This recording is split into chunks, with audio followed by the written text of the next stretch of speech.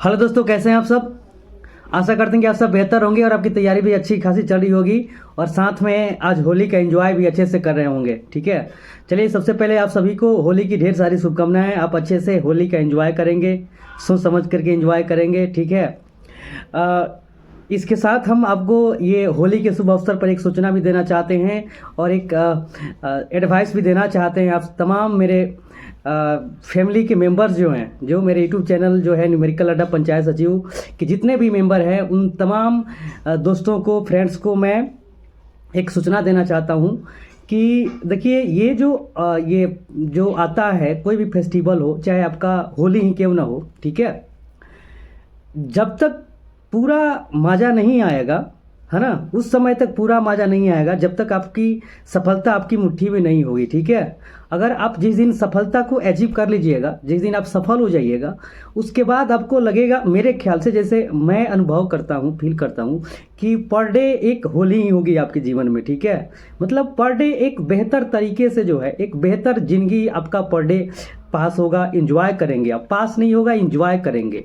पास होना और इंजॉय करना में बहुत ज़्यादा अंतर होता है। तो लाइफ को इंजॉय करना है, पास नहीं करना है।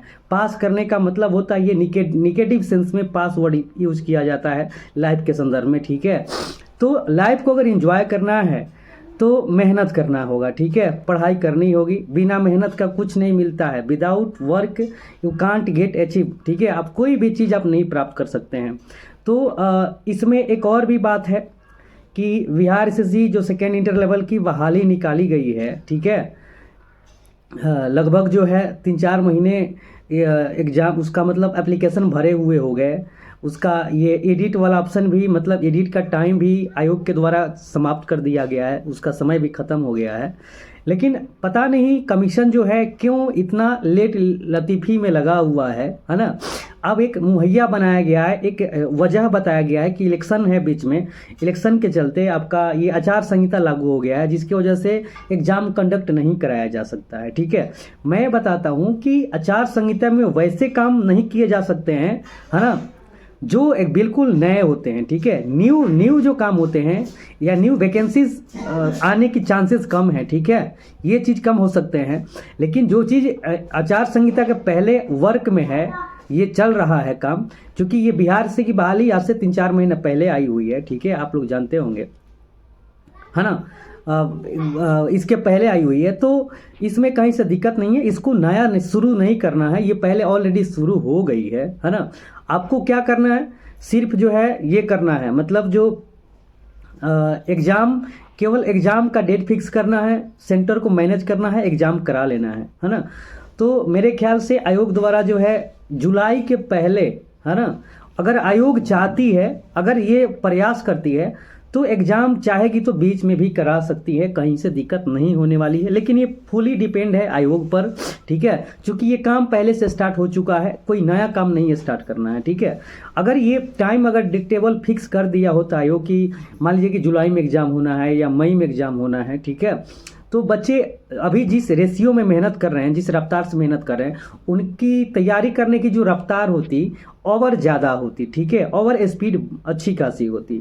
अभी आयोग के द्वारा कोई भी डेट अनाउंस नहीं किया गया है या कहीं भी सर्कुलर जारी करके नहीं बताया गया है कि इस डेट को लगभग जो है संभवतः एग्ज़ाम होना है। ठीक है, सारे लोग जो हैं ये सोशल मीडिया पर एक अनुमान लगा करके, ठीक है, एक अप्रोक्सीमेट डेट बता रहे हैं कि जून जुलाई में इसका एग्ज़ाम होना है। ठीक है, खैर इसका एग्ज़ाम तो जुलाई में होना ही चाहिए, मुझे भी लगता है संभवतः अगर इधर एग्ज़ाम कंडक्ट नहीं कराती है आयोग तो जुलाई में इसका एग्ज़ाम होना ही है। क्योंकि अगर बहाना बनाती है इलेक्शन का, ठीक है, तो मई जून तक तो इसका रिजल्ट ही आना है, तो वैसे ही खा जाएगा। जुलाई में जो है इसके संदर्भ में कदम उठा सकता है, लेकिन आयोग चाहे तो उसके इलेक्शन के बीच में ही जो है, मतलब जून के पहले एग्ज़ाम भी कंडक्ट करा सकता है। अब ये आयोग के ऊपर डिपेंड करता है। ठीक है, चलिए कोई बात नहीं है, आप अपने तन मन से मेहनत में लगे रहेंगे, प्रयास करते रहेंगे और ये स्कोरिंग को पर डे बेहतर करने का प्रयास करते रहना है आपको।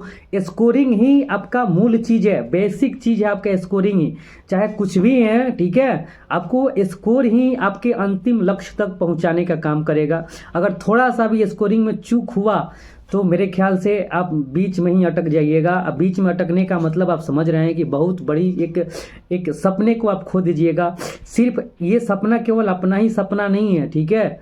अरे आदमी खुद तो एडजस्ट कर ही लेता है, चाहे वो दुख में हो या सुख में, लेकिन उसकी वजह से घर के सभी लोग खुश रहें या अगल बगल के सभी लोग खुश रहें, या आप एक एग्जाम्पल बन जाए अपने सोसाइटी में, अपने क्षेत्र में, है ना। ये सबसे बड़ा माने मतलब रखता है, ठीक है। अगर आप एक सक्सेस हो जाते हैं, अगर आप सफल हो जाते हैं, तो आपको देखा देखी बहुत सारे बच्चे जो आपके कांटेक्ट के होंगे, आपके गांव के होंगे, आपके घर के होंगे, आपके अगल बगल के होंगे, है ना, आपको देख करके जो है उनको एक मोटिवेशन जगता है, ठीक है, कि चलिए फलाना आदमी जो है, या मेरे भैया या मेरे अंकल जो भी हैं, ये मेहनत कर रहे थे, देखिए आज उन्होंने नौकरी ले लिया, सफलता पा ली, अब हमको भी मेहनत करना चाहिए। बच्चे तो हटाइए, गार्जियन भी जो है प्रेरित करने लगते हैं बच्चों को पढ़ने के लिए, और दूर दराज जो है अच्छी शिक्षा के लिए उनको भेजने का प्रयास करने लगते हैं। ये अक्सर हम देखते हैं, ठीक है, हमारे साथ ऐसे हुआ है, तभी ये चीज़ आपको हम रियल में ये शेयर कर रहे हैं। ये नहीं कि हम ये आर्टिफिशियल फैक्ट या बनावटी बात हम आपके सामने प्रस्तुत कर रहे हैं, ये कहीं से ये इसमें झूठी बात नहीं है, ये सब सच्चाई वाली बात है, ठीक है। तो ये चीज़ है। अगर बाय द वे अगर आपकी सफलता नहीं मिल पाती है बाय द वे किसी भी कारण से, ठीक है, तो क्या सोचेंगे गांव के वाले या जो पढ़ने वाले हैं आपके घर के अगल बगल के, आपके घर में ही आपके भाई बहन होंगे या जो भी होंगे आपसे जो जूनियर, क्या सोचेंगे, मेरे भैया या मेरे अंकल जो है इतना दिन से पढ़ाई किए, अभी तक इनकी कोई सफलता इनको प्राप्त नहीं हुई है, तो हम लोगों को क्या प्राप्त होगी, ठीक है। ये सब चीज़ बच्चों के माइंड में ऑफिशियली बन ही जाता है। तो इन सभी चीज़ों को दूर करने के लिए, घर के अगल बगल के लोगों को मोटिवेट करने के लिए और बच्चों के ज़िंदगी को शानदार करने के लिए, अच्छा बनाने के लिए आपको खुद को थोड़ा ज़्यादा ही मेहनत करना पड़ेगा, स्ट्रगल करना ही पड़ेगा, है ना। तो आपको एक ही रास्ता है, ये बिहार से सीख आपको बताएं कि बहुत ही अच्छा इसको रॉयल जॉब के फॉर्म में ले सकते हैं। अपने बिहार का जॉब है, सैलरी भी हर पोस्ट के लिए अच्छी खासी है, ठीक है। स्कोरिंग बेहतर अगर रहेगा, अच्छा खास का स्कोरिंग अगर आता है आपको आपका 110 से प्लस, तो मेरे ख्याल से आपको नॉन टाइपिंग पोस्ट अगर मिल जाता है तब तो समझिए कि और बेहतर है। नॉन टाइपिंग पोस्ट में पंचायत सचिव, राजस्व कर्मचारी और फलेरिया इंस्पेक्टर इत्यादि ये पोस्ट है। बाकी जो है लगभग 4,000 के समथिंग, 5,000 के समथिंग, 5,000 के समथिंग, ये सभी पोस्ट टाइपिंग पोस्ट है, तो उसमें टाइपिंग क्वालिफाई करना होगा। अगर चाहते हैं कि टाइपिंग क्वालिफाई नहीं करें, किसी प्रकार का टेक्निकल सर्टिफिकेट से दूर रहें, तो आपकी स्कोरिंग बस बेहतर होनी चाहिए। आप सिर्फ पीटी मेन से मतलब रखेंगे, लास्ट में आपका काउंसलिंग और मेड से मतलब रखेंगे। तो इसके लिए ज़रूरी है कि आप भाई पर डे मेहनत करेंगे, सेल्फ स्टडी पूरा करेंगे 6 से 7 घंटे तक, ठीक है। और जो आपका पार्ट या जो सब्जेक्ट या जो टॉपिक आपका वीक है, उस पर पूर्णतः चाहे जैसे भी हो, जहाँ से भी हो, ये जरूरी नहीं है कि हम ही आपको प्रेरित करेंगे तो ये करेंगे। आपको जहाँ से भी हेल्प मिलता है, आपके घर के अगल बगल में भी कोई पढ़े लिखे हैं या कोई शिक्षक पढ़ाते हैं ऑफलाइन मोड में, या कहीं पर दूसरा भी यूट्यूबर अगर अच्छा पढ़ाते हैं, तो वहाँ से हेल्प ले करके आप अपने उस टॉपिक को या उस सब्जेक्ट को बेहतर कर सकते हैं, ताकि आपका स्कोरिंग बेहतर से बेहतर हो सके, ठीक है। तो आपको स्कोरिंग बेहतर करना होगा। स्कोरिंग बेहतर करने के लिए आप जानते हैं कि बिहार एसएससी का सिलेबस बहुत टफ नहीं है, इसका एग्जाम पैटर्न भी कहीं से कोई टफ नहीं है। ये नहीं है कि पीटी में आपका ऑब्जेक्टिव है और मेंस में आपका सब्जेक्टिव है, ऐसा कुछ नहीं है। टोटल ऑब्जेक्टिव ही है, अब कोई ज़्यादा इसमें लेंदी प्रोसेस भी नहीं है। तो आपको क्या करना है कि जो इसका ये सिलेबस है, सिलेबस में जो आपका ये एग्जाम पैटर्न है, किस सब्जेक्ट से कितना मार्क का क्वेश्चन पूछता है, आपको ध्यान से देखना है। जैसे मैथमेटिक्स से 25 और रीजनिंग से 50, तो दोनों मिला करके 75 क्वेश्चन हो गए। साइंस से 25 और जीके करंट अफेयर से आपका 50, तो 75 हो गए। तो जीएस कैटेगरी 75 का है और आपका मैथ्स रीजनिंग जो है ये 75 का है। तो मैथ्स रीजनिंग तो सबसे पहले आपके हैंड में होना चाहिए। पूरा मैथ्स 75 में आपका कम से कम 70 आना चाहिए, मतलब 65 से प्लस आना चाहिए 75 में, ठीक है। उसके अलावा जीके जीएस है, तो आपको हम टॉपिक भी प्रोवाइड किए हैं कि जीके में इन चीज़ों पर अच्छे से फोकस कर लेना है, आपको साइंस में इन चीज़ों पर अच्छे से फोकस कर लेना है, ठीक है। साइंस में भी बहुत ज़्यादा कुछ टॉप नहीं पर पूछता है, 2-3 ये 3-4 क्वेश्चन न्यूमेरिकल के पूछते हैं, तो हम आपको बता ही दिए हैं कि आप खुद से भी पढ़ते रहे, जैसे हमको ये टाइम मिलता है तो आपके लिए हम न्यूमेरिकल इसके बाद हम ये करा देंगे, ठीक है, आपको प्रोवाइड करा देंगे जहाँ से क्वेश्चन पूछता है। बहुत ज़्यादा नहीं पूछता है, प्रकाश के परावर्तन अपवर्तन से 1-2 क्वेश्चन पूछता है, एक विद्युत धारा से पूछता है और एक केमिस्ट्री के मूल कंसेप्ट से पूछता है।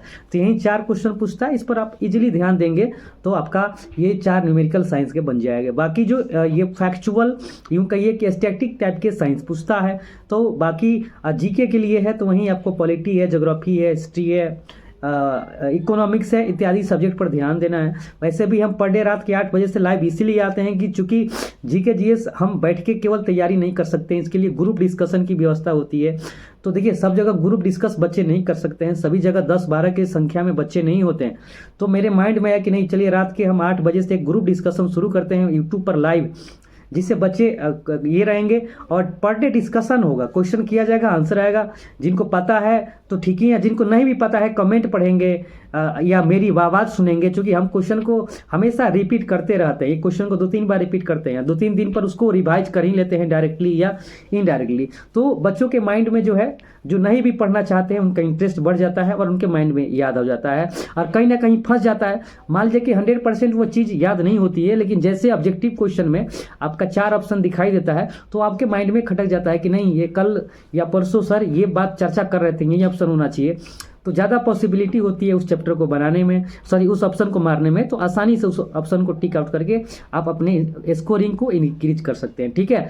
तो आज होली के दिन में सोचे कि नहीं बच्चों को कुछ मोटिवेट करना जरूरी है, ठीक है, क्योंकि होली तो बीत ही रहा, पहले भी बीता, आज भी बीत रहा है, आगे भी बिताना है या एंजॉय करना ही आपके ऊपर डिपेंड करता है, ठीक है। तो मन से पढ़िए, सफलता होने के बाद हर एक दिन आपके लिए एक फेस्टिवल ही साबित होगा, ठीक है। मस्ती से रहिए, अच्छे से पढ़िए, सब सोच समझ के आगे कदम उठाना है। चलिए मिलते हैं अगले वीडियो में, तब तक के लिए नमस्कार, धन्यवाद, थैंक यू। फिर से सभी को होली की ढेर सारी शुभकामनाएं, थैंक यू।